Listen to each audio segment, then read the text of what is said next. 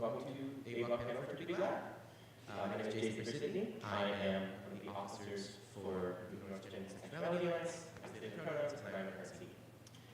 This panel this morning is of our gender nonconforming, trans, non-binary students and teachers who would like to speak to you guys about what it's like being non-binary, what it's like being queer at Newton North. All right, so our first question is going to just be for everybody. What has the school done that is supportive and / non-supportive of trans and gender nonconforming students?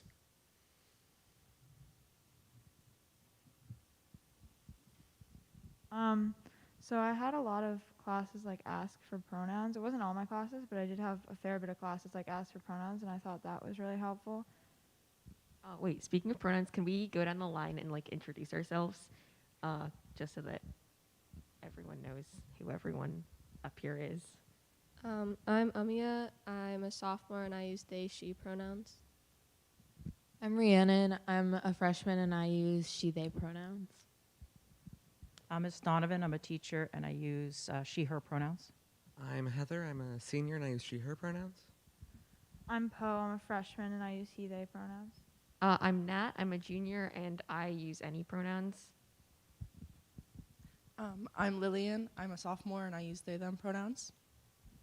I'm Aviva. I'm a sophomore and I use they, them pronouns. So the question of how has the school helped us or done things that really have actively not helped us is a loaded one as someone who has come out as trans. Right smack dab in the middle of their 4 years at North. And, you know, there have been a lot of teachers which have set out time for me to come out to the class or send out an email to everyone and make sure everyone was on the same page, especially over Zoom. That was very daunting, and a lot of them made it very easy to, but a lot of them also just glossed over it and said, don't mention it, just change your name in Zoom, which I was doing anyways, but, you know, a lot of people didn't take the time to read. And, you know, I was still here for when the school was setting aside gender-neutral bathrooms, and that was a fight and a half to get to happen, and it's now easier to use a gender-neutral bathroom in the theater wing than it is to use a gendered bathroom in the theater wing, which is probably a good thing.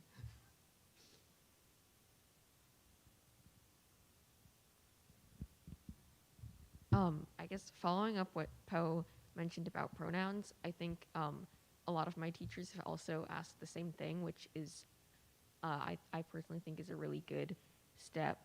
Though I will say that at times, sometimes teachers will, the way teachers ask it is very, they ask it in different ways. So some teachers will say, hey, can you just like write it down on a piece of paper, and they add like, are you comfortable with me using this with family or like with the whole class and stuff like that. And that I've always really liked. Some teachers do ask it as part of an introduction, which I do think is also like a good thing if you want the whole class to know. However, it doesn't leave a lot of room for clarifying, like, oh, I'm not out to my family, so could you not use, like, you have to go and specifically pull the teacher aside, which has always felt a little bit uncomfortable. Just in like my personal case, to say like, please don't out me to my family. And you can't really clarify that with other students. So, and if teachers are asking, hey, what are your pronouns? Can you say them to the entire class? There's always a little bit of that, like at the back of my head, like, do I want to tell people like my actual pronouns, or do I want to make sure that nobody will accidentally tell people that they're not supposed to, which has always felt a little bit nerve-wracking. So I think the asking for pronouns is kind of it really depends, but I do think it's a good step.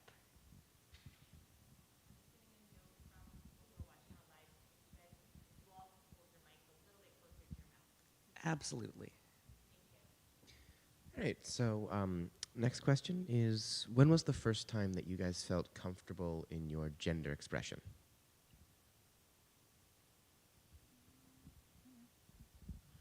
I think for me, it was when I went to a camp last summer for specifically queer, like tweens and teens.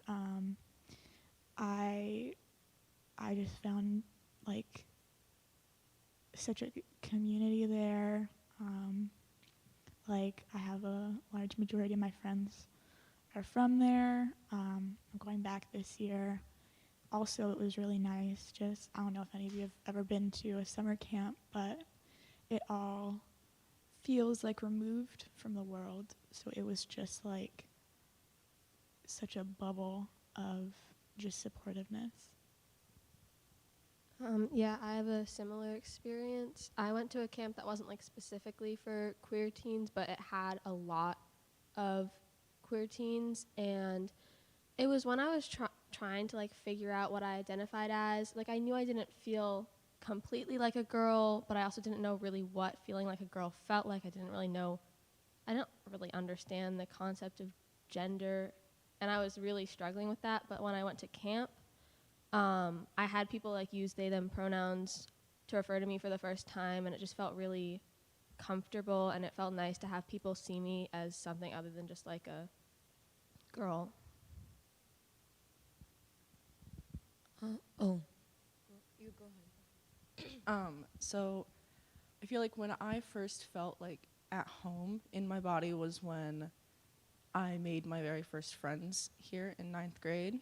And it was like a shock to me to actually realize that there were accepting people who were willing to take the time to learn about you and like get to know you on like a more personal level. And I have very close friends now, and they all helped me get through that journey. So definitely, it's like a huge difference from my old schools, learning that there are people who actually care about how you identify and like respecting that, definitely. And I feel like at North there's like people who don't, but there's like the very selective few who are like the golden like shining armor people who will like actually try. a couple of years ago, I joined a queer support group because I just felt like I didn't have that chosen family yet. And that's when I met the first person that I met that used she, they pronouns. And I think that I'd been questioning for a long time. And I think that's when I realized, like, there are other people. She had gone through a similar experience that I had gone through. And when they talked to me about it, I could really relate. And I felt like if there are other people that share a similar story, and I had kind of like shielded myself or kept myself in a bubble, like due to a lot of internalized transphobia and homophobia. And so I think that having that space where I could relate to a lot of people really helped me embrace my identity. I was probably about 25.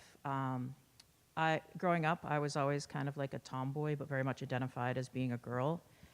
So I felt comfortable in my clothing in high school and college because it was more like sport attire. And then when I started teaching, I had to wear more like professional clothing, which were women's clothing, and I felt very uncomfortable in the women's clothing. I didn't understand why, I just knew I didn't fit. So I actually took a couple years and questioned whether I was trans or not because I didn't fit into my clothing. And then the first time that I actually put on men's or male clothing and looked at myself in the mirror, I realized that my gender expression was masculine and that I was a female, but I wanted to represent in a masculine way.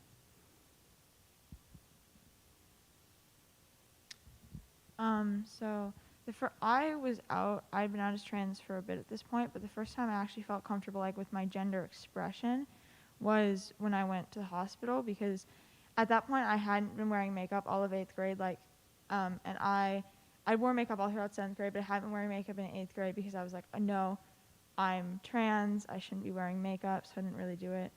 Because I was like, I identified as non-binary at that point, so I was like, I shouldn't be wearing makeup because I'm not a girl.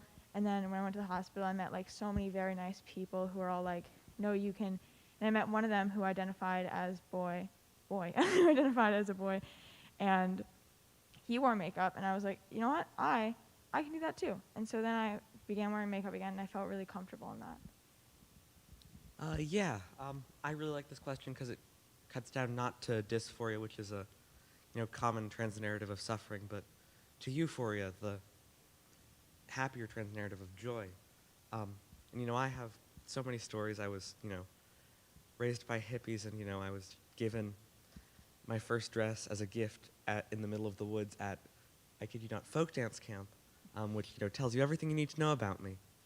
But just the joy of having someone care enough to learn about you, to gift you something, to try and make you happy, and then having it succeed. And just the way things can flow is clothing. Clothing is an amazing thing to experiment with because, there is joy to a cape, to a skirt, and to a well-fitted blazer all at once, and, they're all worth trying for anyone.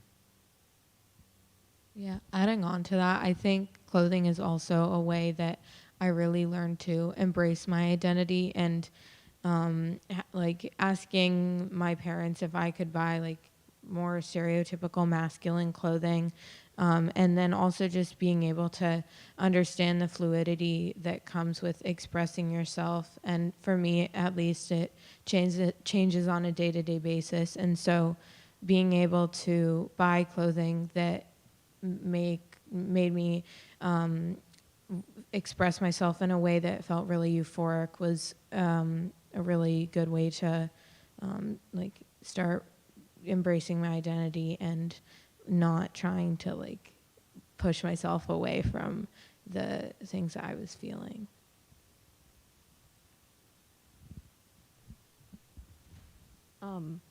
I honestly I spent a lot of time not being very comfortable with how I defined my gender, even after I realized that it was not necessarily like even after I realized like, okay, I'm not cis.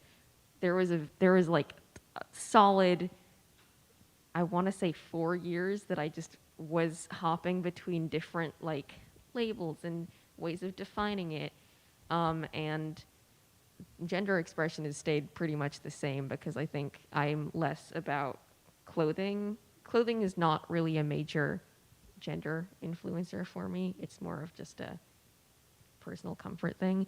But like I very much wanted to find a way to define it and say like this is what it is.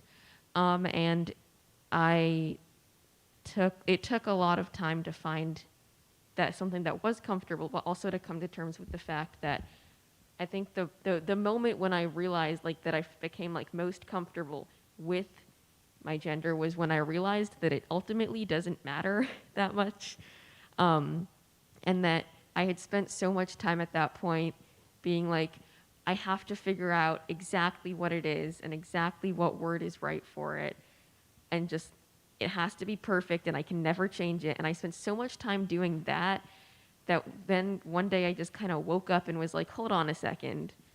There is no like objective right term to define like what this is. And all I've been doing is like wasting energy stressing about it when it is not a thing that I should be worrying about this much. Like personally, I understand that other people might feel like personally, to them, they might feel much more strongly about that. But for me, I just realized like it's not helping me and I just need to stop caring about it this much.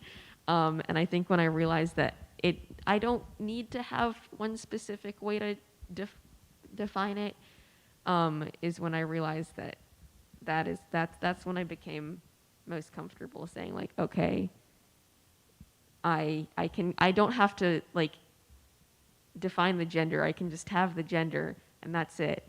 And then I went on to realize that I don't necessarily have one, but that is a different story. Yeah. I kind of like skipped a lot of the stuff that people have talked about, kind of like finding, which very like specific things to do. I've always dressed feminine. I've always loved dressing feminine, and even when I came out, it never stopped. So like, and I think that's also what's harder for people, because I dress so feminine. They have a hard time kind of making that detachment, I guess, from expression to gender and pronouns.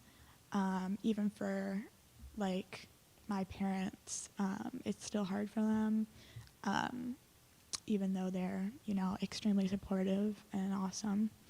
But, I've always felt, comfortable dressing like the, protagonist in a fantasy novel who you find running around in a forest. It's just, I guess, more natural for me because it didn't really change when I came out. Yeah. With what Nat and Aviva said, exploring with gender doesn't need to end with a defined location. It can be just taking a walk and looking at the trees. It's like making an omelet to try and get somewhere. And if any of you have ever made an omelet before, at some point you mess up, and you have something else, and it's definitely not scrambled eggs, and it's definitely not an omelet. But in the end, it's still breakfast, and it just still tastes good. All right, so what are some of the ways that you guys specifically find gender euphoria in your expression?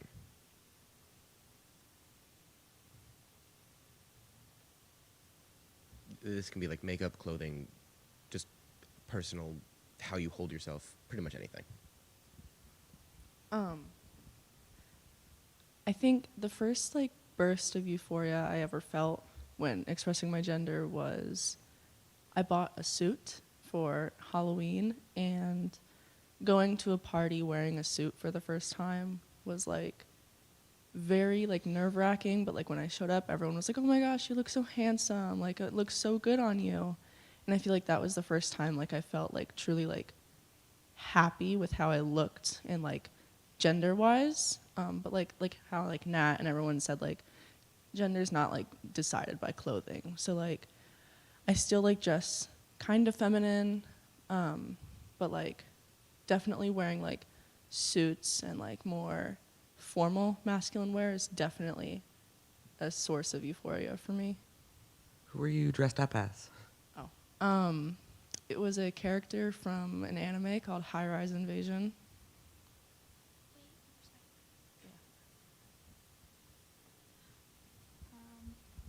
I just wanted to give a quick little definition on what gender euphoria is, because it's a really common term for us. So, gender euphoria, basically how I would describe it, is kind of how you feel like right after you get like a really nice haircut. Like you can look at yourself in the mirror, and even though it's, changed a little bit, it's still, like you feel like yourself, and it's just kind of, it's euphoria. That's what it is.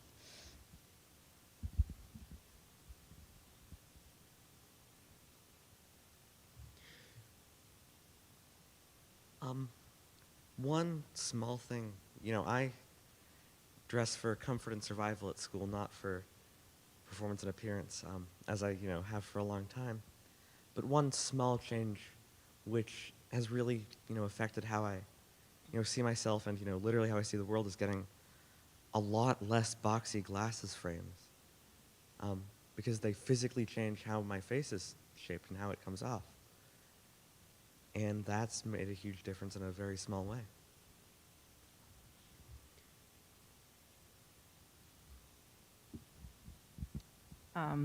I would say some of my gender euphoria is attached to who I partner with, because I am a masculine female lesbian, back in the day called a butch, and I partner with a very feminine female lesbian called a femme. So there's a lot of pride and representation in how I partner in a butch-femme relationship. So there's a lot of, I guess, euphoria and strength that comes along with how I show up, not only as myself in the world, but in a relationship in the world.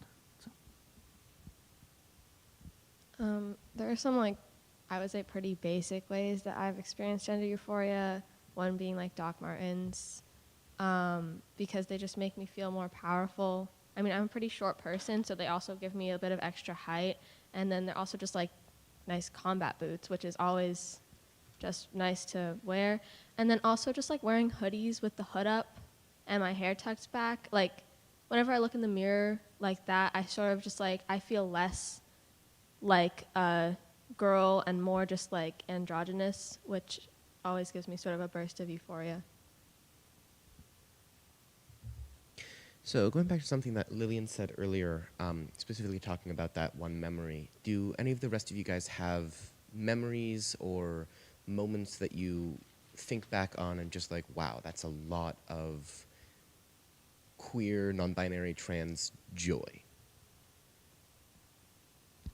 I think the first time I bought like men's shorts or like unisex shorts or really any clothing at like Target or any clothing store, that was like really a euphoric feeling for me, because for my whole life I had bought like clothes made for women, and so being able to like wear something that fit me that wasn't made for cis women was like a really euphoric and joyful feeling.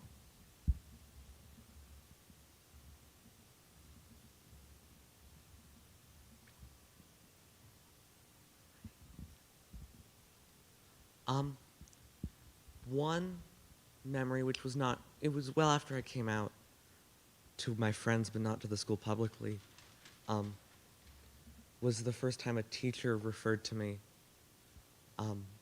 without he, him pronouns. It was math class, and for the first time since probably elementary school, my work was being shared on the board in a positive light, and the teacher used they, them pronouns so as to hide which student the student was for anonymity. Yeah, and that was maybe the first experience in a classroom setting of feeling, you know, not distinctly forced to be masculine and doing so in a positive light, which was, you know, amazing, heartwarming. I think my like first experience with gender euphoria was when I was in 3rd grade. So there was this really popular game called Boys versus Girls Tag, and the girls could tag the boys, but the boys couldn't tag the girls. The boys would just like run around and like had to like went to go to jail and then like get out, and that was all the boys could do. And I joined their team because I quote felt bad for them, and I was called like an honorary boy, and I remember it felt like so good, and I was like, oh my god, this is so great. I chalk it up to making friends, by the way. It was not making friends. So that was like my first experience with gender euphoria. Gender euphoria is making a friend with yourself.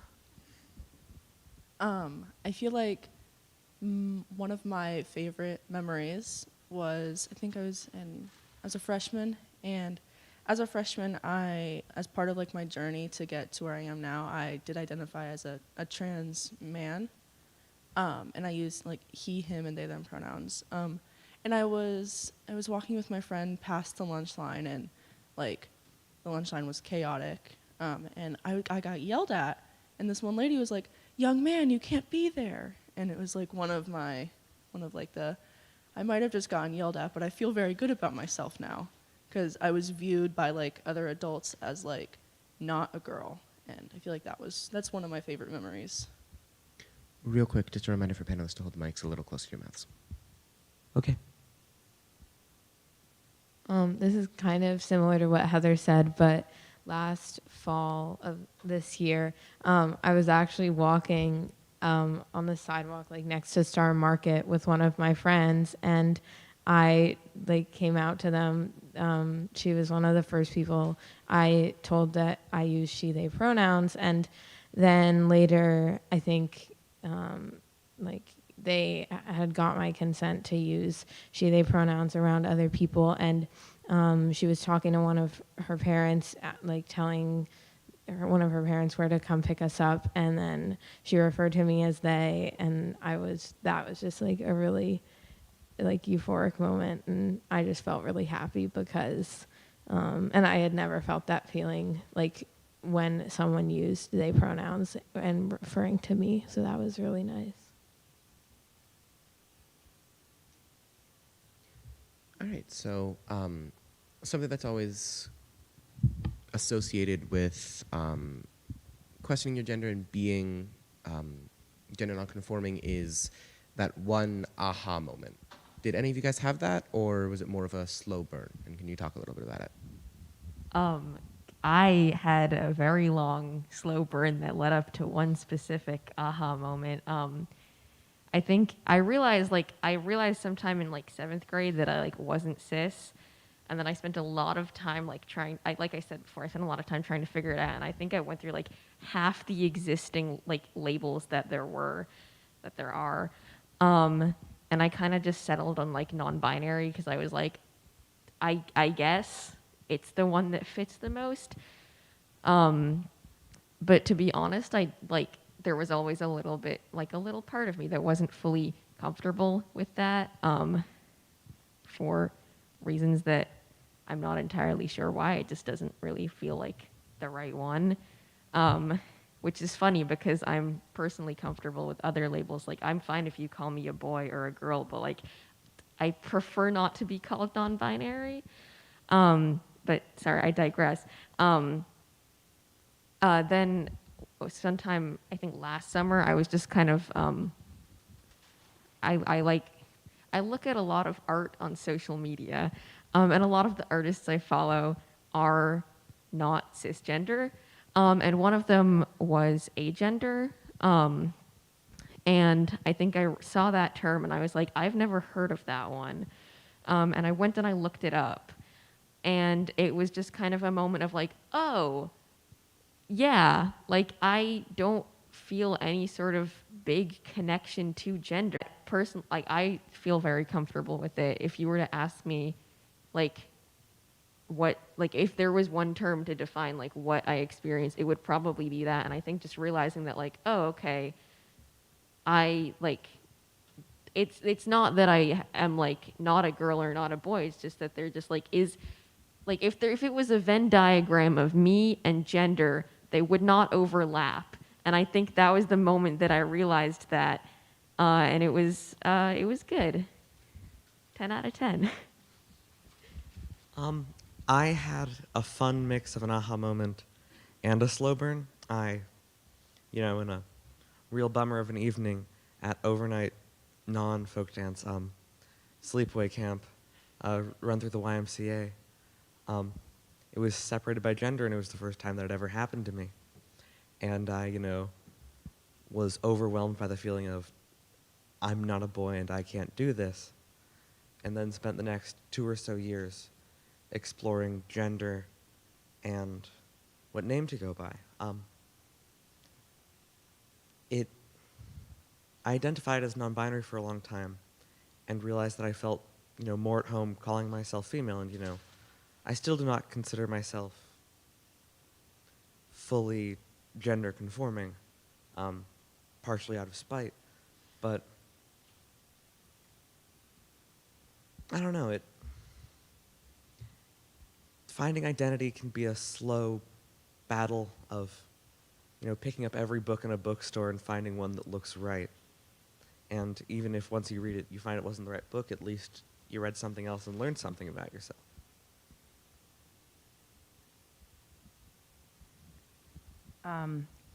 So, as I said earlier, in my early 20s, I knew that the clothing didn't fit the female identity that I had.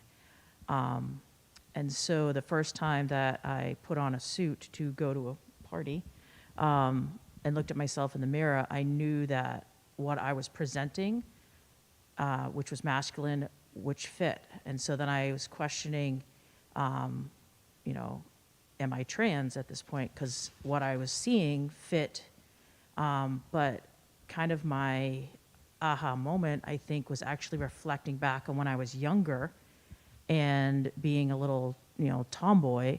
I would often get mistaken as a boy, and I would very, very abruptly be like, no, I'm a girl. And so having that strong identity of being a girl at such a young age, but then having the masculine clothing fit the expression and the comfort level of who I was. So I guess kind of a long but aha as well. I think mine was, so pre-COVID, my hair was, you know, average-ish length, like, you know, about like a year or so. And then COVID happened, and I didn't get my hair cut for, I want to say, around a year and 6 months-ish.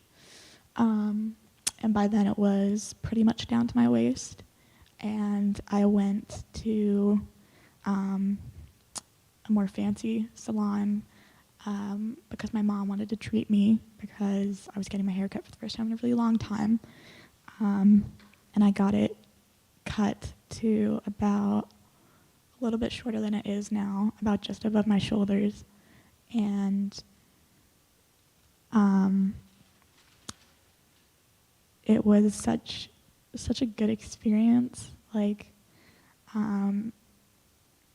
not only because it was like a fancy salon, and not only that I was getting my hair cut by this really nice older gay man named Paul, but when I just like looked in the mirror after it was done, it just felt so right. And I think that's pretty much like the most I changed about my outward appearance once I came out. So for me, it was definitely like a series of aha moments. My first one was when in November of 2019, I was like driving around with my family around Thanksgiving, and I was like just looking out the window of the car, and I was just like, I don't think I like being called a girl. And then I spent like over 6 months repressing it. I knew I wasn't a girl, like I was 100% sure. I was just like, you know, let's just pretend this doesn't exist. And then I came out using they, them pronouns at the time, and then I had like a second aha moment of like, oh, he, they. And that's basically, like, that's kind of how it happened.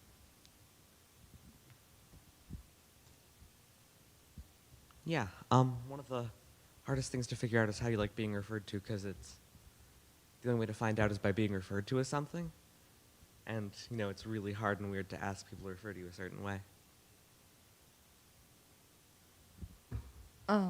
So my aha moment after I had spent almost a year as identifying as like a trans man, I was like, you know, I still feel like this really isn't me.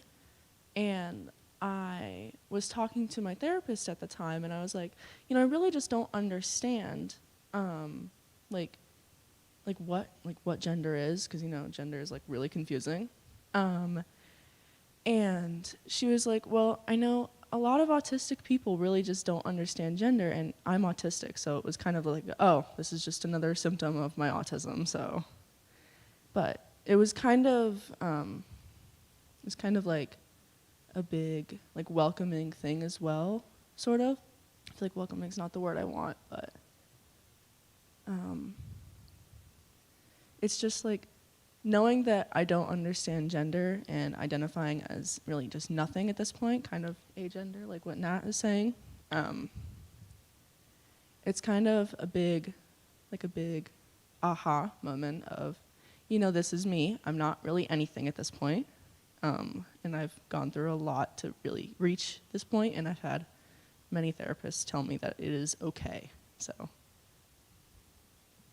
Yeah, I hate to keep speaking, but with what you said, gender is entirely subjective, is entirely personal.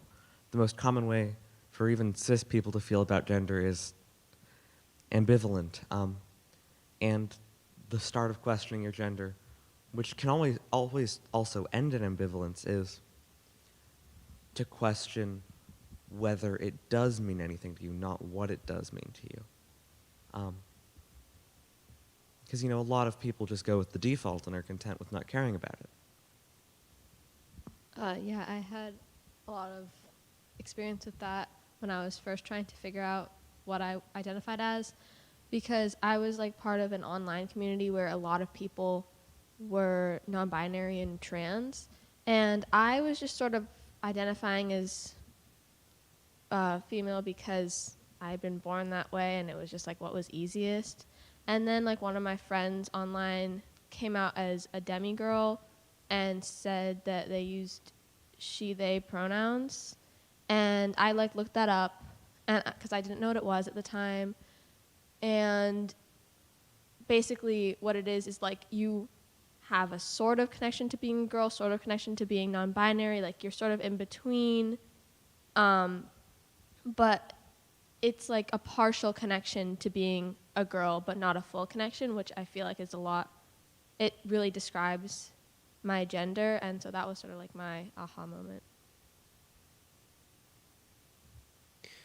All right, so we have the ability to talk to a good portion of Newton North's community at the moment, both those in person and those on live stream.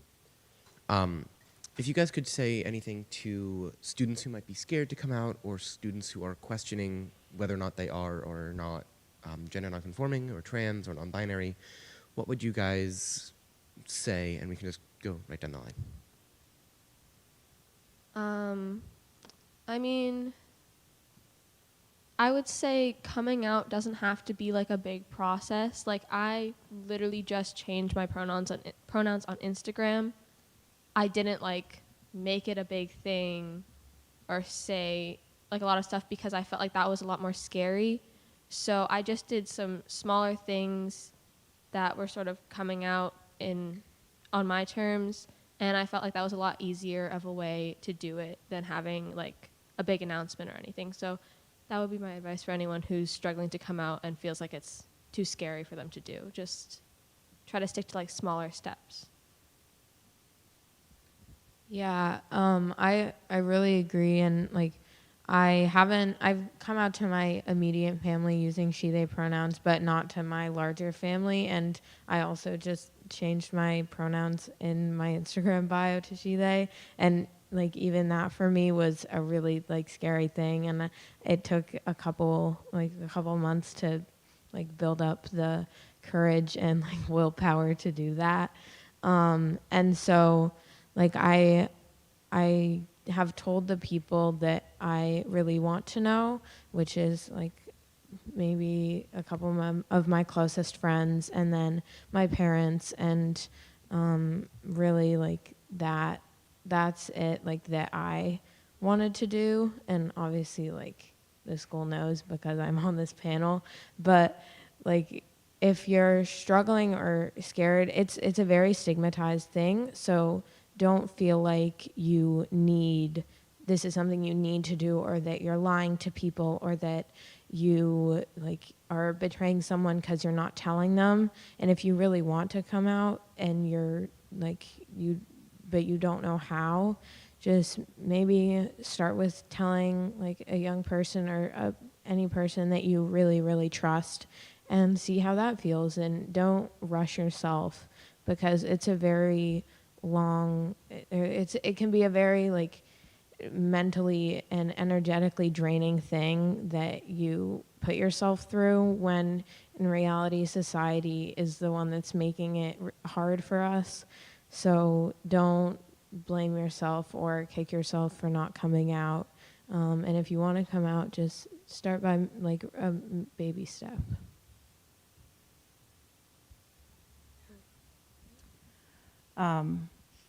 Being someone who came out when being gay wasn't as accepted as it is now,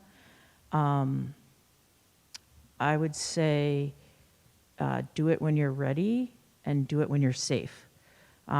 Being someone who lost family support when I came out, it was definitely a hard road. It made me very strong and resilient to be who I am and where I am today. So definitely find your chosen family, find your close friends.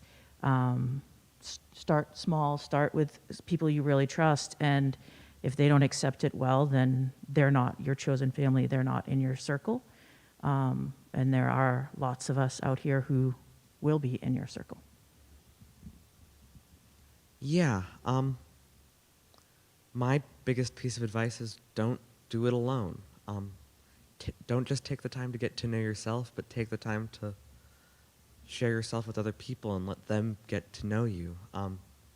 Going through the ordeal of being known and revealing yourself, revealing your heart to other people is worth it for the support and the community. Additionally, it doesn't have to be a series of steps, and there is no time crunch. It is taking the time to get to know yourself and then taking the time to share that with the world. It will never be too late. You deserve to know and love yourself before you try and receive that love from everyone else, if that makes sense.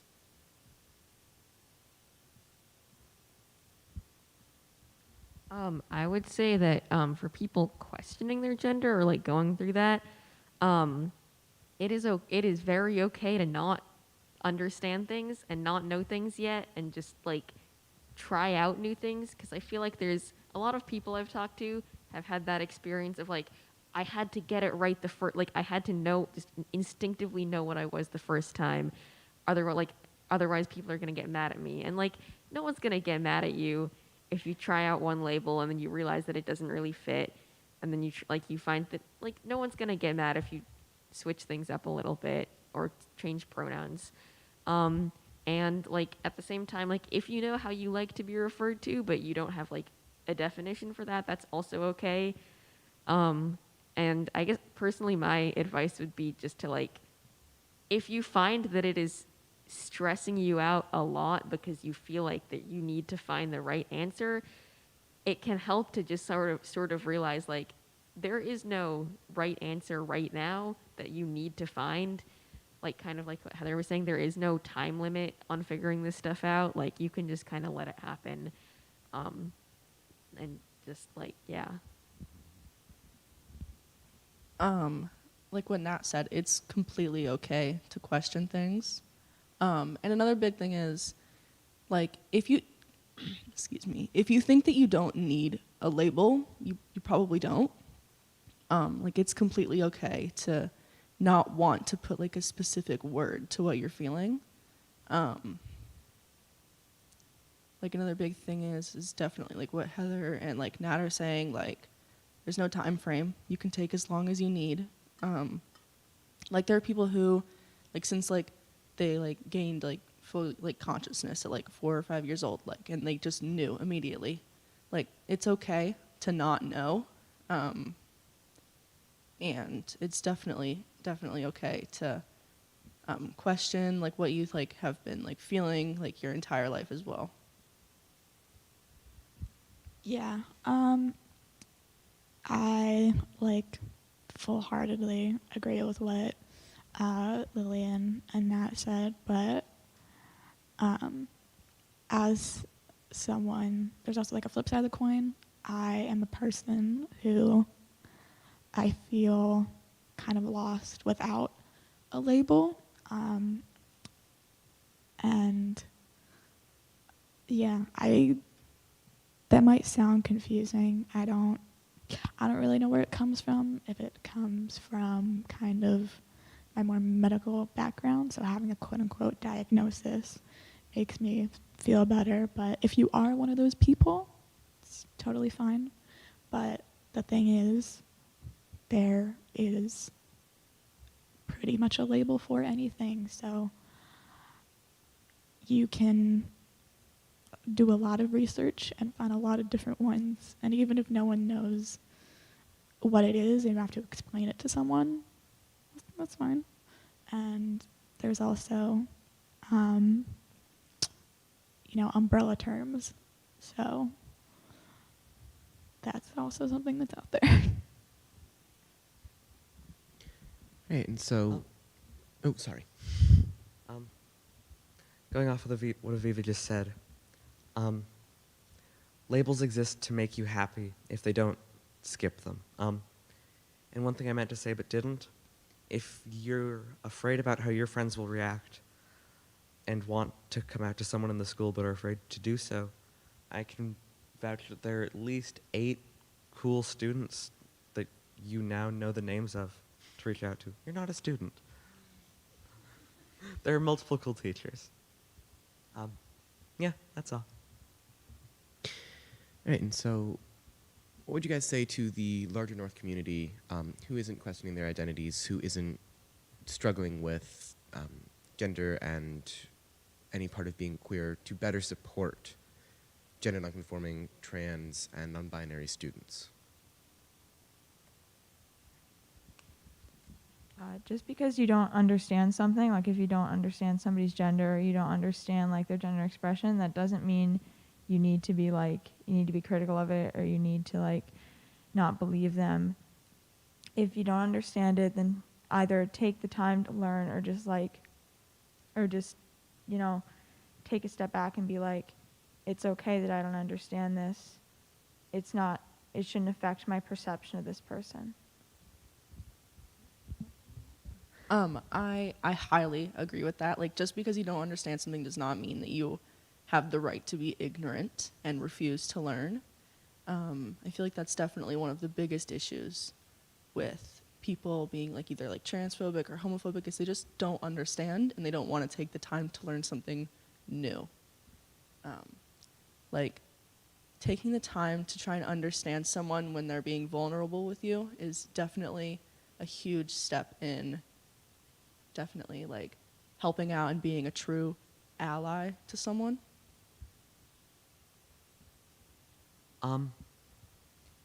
If someone comes out to you, it's because they trust you. Do not get mad at them for not coming out to you sooner.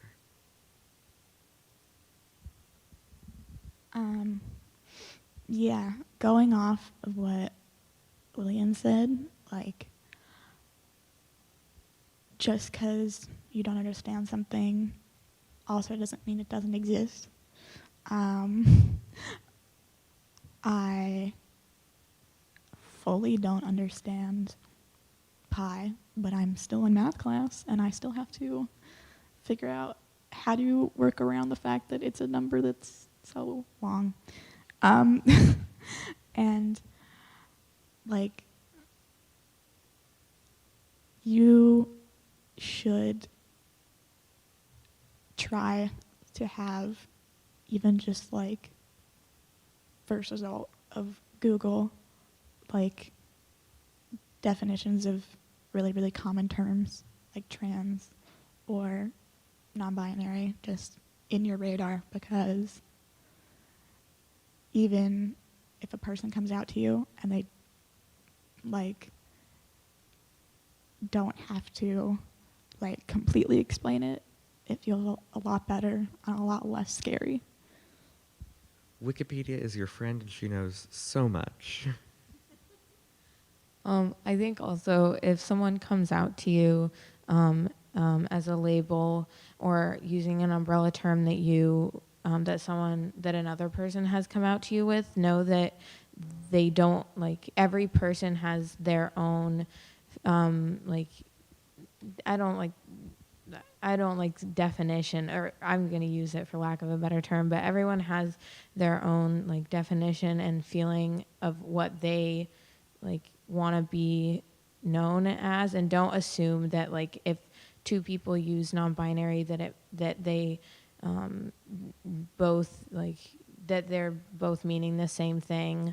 They both like I think a huge misconception with the term non-binary is that everyone who uses that term has to use they them pronouns, which is totally false and untrue. And so just know that if someone comes out to you and you've heard that term before, it doesn't always mean the same thing with that person. And so just have an open mind and be really welcoming, and know that no matter what, make the person who's coming out to you feel like they can trust you and that they can rely on you for support when they need it. And this is a pretty simple, common one, but just like try your best to use the correct pronouns if a person has told you what their pronouns are. Like if you mess up and you are trying, we're not going to get mad at you. It'll be fine. Like we might just correct you and then move on. But just try your best to use the pronouns that somebody has told you that theirs are, and don't purposefully use the wrong pronouns for someone. Like a lot of people I get think that they them pronouns are confusing, but like we use them in everyday life if we don't know the gender of the person that we're talking about. And if you really find a lot of trouble using them, maybe just like practice going over in your head, like complimenting someone who uses they them pronouns in your head, like, oh, they have nice shoes today, or their dress is so pretty. Just try and do your best to correctly use people's pronouns. I feel like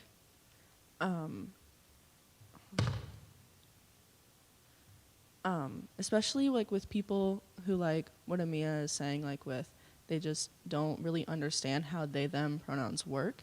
There's another analogy that I like to use with like my dad especially is, oh, that person lost their dog. I hope that they can find their dog again. And I feel like, again, just trying to understand is a huge step, and making someone feel comfortable. Another thing is that don't make a big deal out of slipping up and using the wrong pronouns for someone. Is when you like accidentally let like she or he slip and like they don't use that. Don't go like, oh my God, I'm so sorry, I didn't mean to, I'm just trying my hardest. Don't do that. Just say sorry and use the correct pronoun and move on, because that'll just make everyone's day worse if you make a huge scene out of misgendering someone. Yeah, definitely that.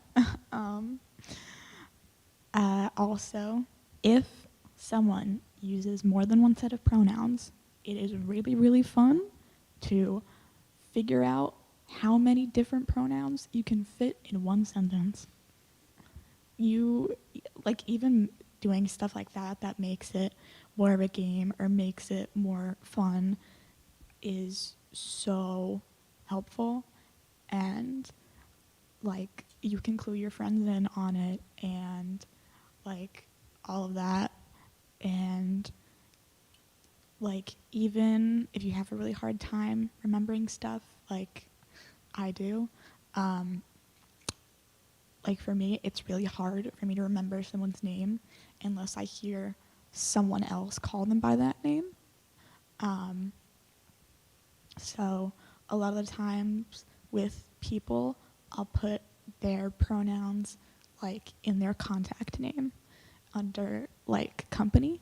So if I forget, I can like click on their contact and like be reminded. All right, well, that's the block. Thank you all so much for coming out here today to speak to us. Thank you, everybody, for tuning in on Zoom, and for students in person, thank you again. It is now time for advisory, so let's have everybody, or I don't know what it's called anymore.